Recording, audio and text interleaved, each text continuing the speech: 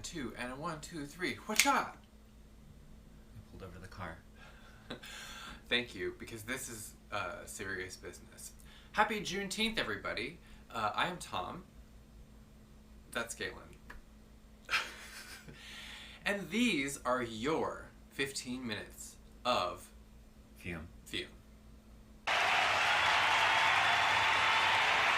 Fume. Fume. Everybody's getting ready for a big weekend of, I don't know. Staying at home. Resting, hiding from retrogrades, celebrating, protesting, whatever you got. We are going out of town for the weekend, but before we go, we have these Lunacy perfumes that we released in the past week that we have not reviewed for you. Some of you need to watch a human smell something before you accept that you would like to smell like that. We have our Mead Moon perfume blend and t-shirt, which you can order on our website, and we have 5 Ménage à Trois perfume blends. We're not trying the t-shirt on. Don't have it. Don't have it. It's just not part of the video. I don't know what it smells like. You're gonna have to figure that out on your own. It smells like a shirt. A new shirt. It's got that new shirt smell. We should make a perfume that smells like new t-shirts. Or you could just spend that money on a new t-shirt. Anyway, the Mead Moon, and this is always sad for me now with our Lunacy releases, because normally this would be part of an event that we were having. But nice fat little buzzy bumblebee on the label by Dan Santat.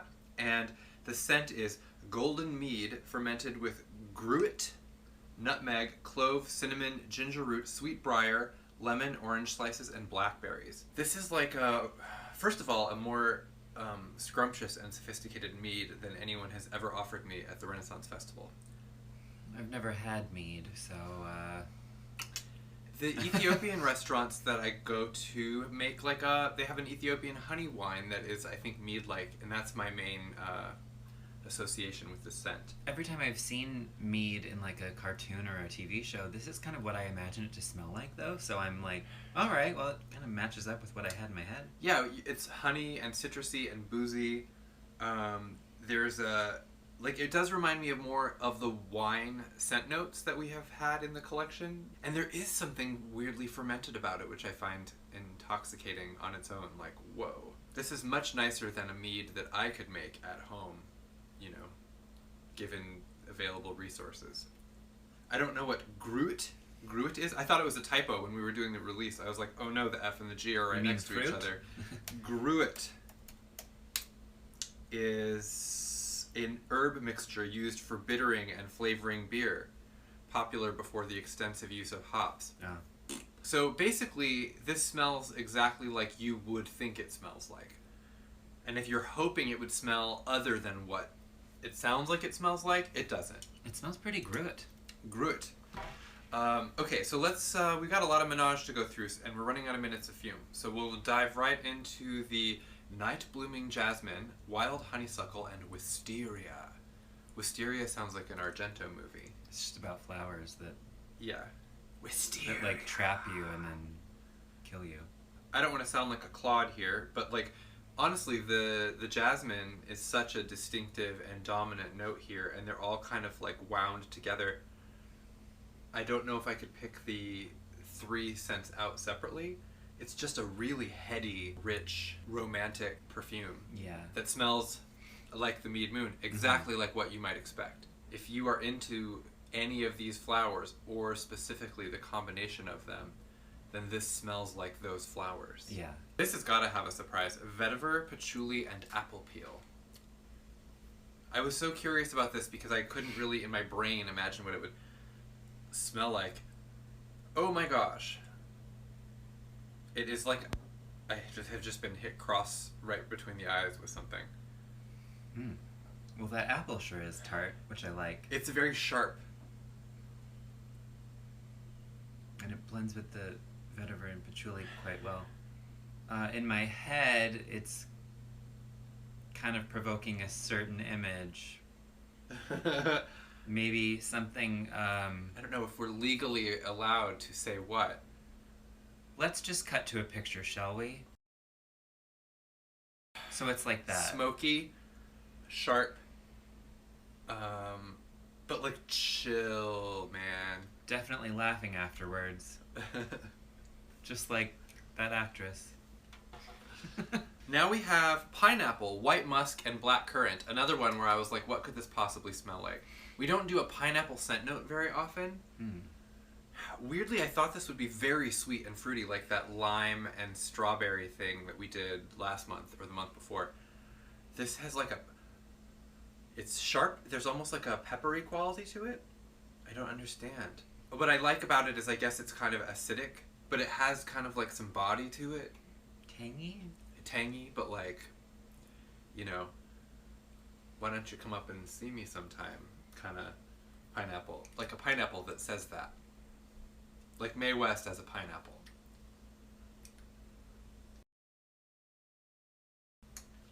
Frankincense, bourbon, tobacco, and tonka bean. Right off the bat, it's like tobacco with bourbon like running along behind trying to catch up, like, wait for me! And then the frankincense is actually nicely like in its place. It's not like super dominating, I think, in the bottle. It is hanging around and like classing up the joint. I guess I'm only smelling bourbon tobacco. It's pretty intense. And then the tonka bean is hiding somewhere. It's like a classic gentleman's club smell. Where it really like, is. Whoa! Yeah. This is what you hope it will smell like. The reality It's what I imagine it smells like. I've never been in a gentleman's club. The reality is sobering. And then finally we have the vanilla, champaka, and gardenia.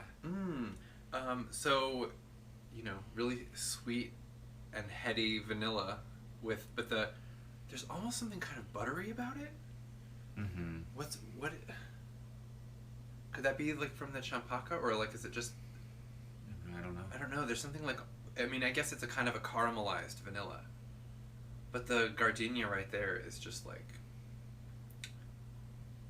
This is like a very, very lacy nightie. It's like that girl who sat in front of you in math class in middle very school, lacy and she nightie. smells good, but you're just... It's like that scent that's inescapable. Puts out a vibe. Like, it is a vibe. It is 100% like...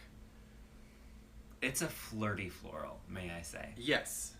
Anytime it's like an edible floral, you know you're in trouble. I like it. It reminds me of a Donna Summer song. Right now we're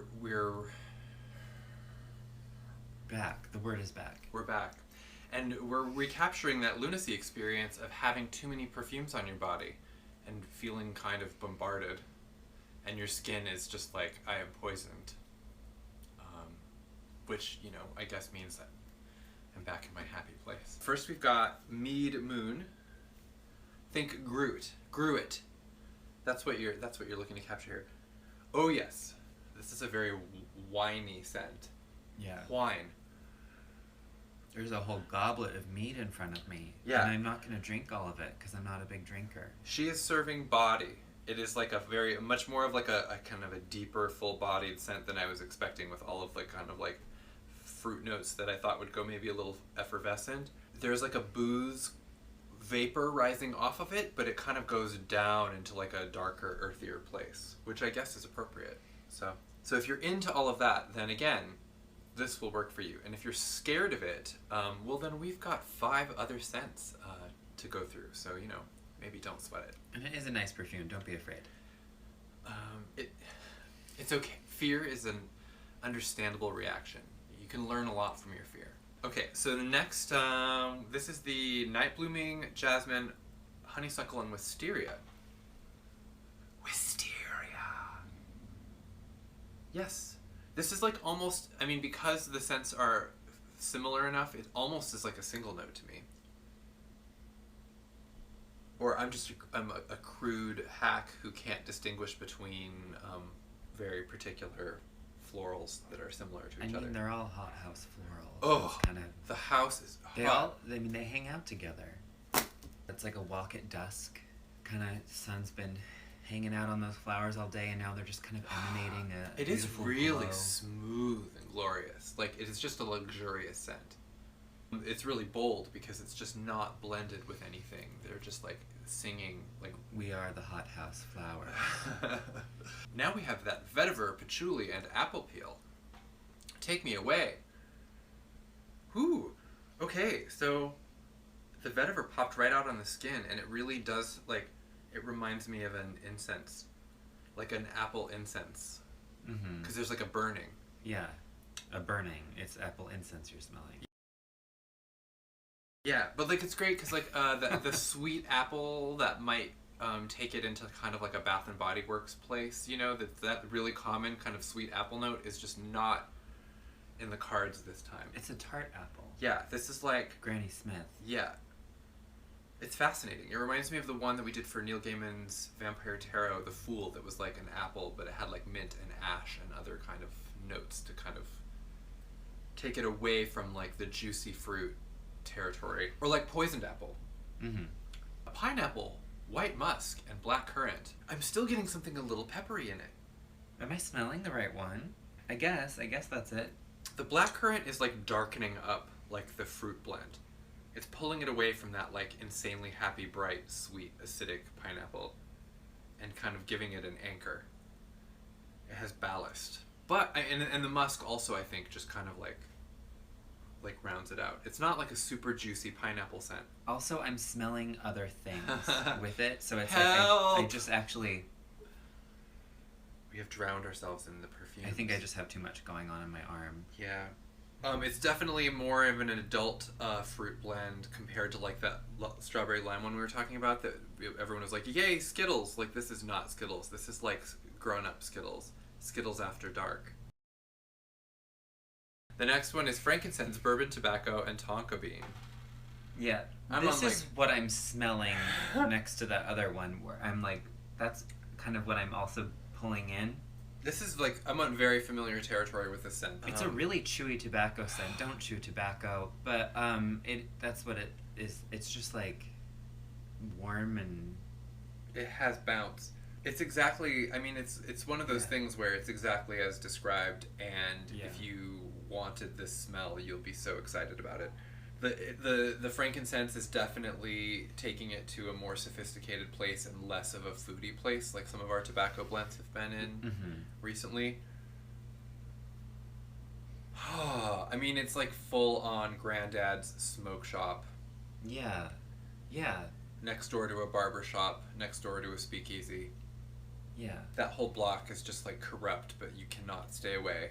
And then finally, last but not least, we have our vanilla CHAMPACA Gardenia. Did I just cast a spell? I love that this is next to that bourbon tobacco one because this smells almost like a softer and more feminine companion to it. I would definitely blend the two because I feel like they'd be really side by side. It's gorgeous. The flowers are not as like, you know, it's not that hothouse singing in harmony like we had on the other arm. The florals are there and they have like gentled up and they're like letting the vanilla and CHAMPACA kind of like take the lead, and then they're just kind of like offering sassy commentary. That's what I'm getting. This would be a good gateway floral for you if you're in general like afraid of floral blends, but you are curious and you don't want to like, you know, bet the farm on something with a lot of different notes. I think you'll get to keep the farm this time. So that's those 5. We didn't review the Twilight Alchemy Lab one, but we'll catch up with that one next week sometime. This has been just one more in a long series of FUME videos, and we hope you have a wonderful weekend. Catch this frisbee. Well...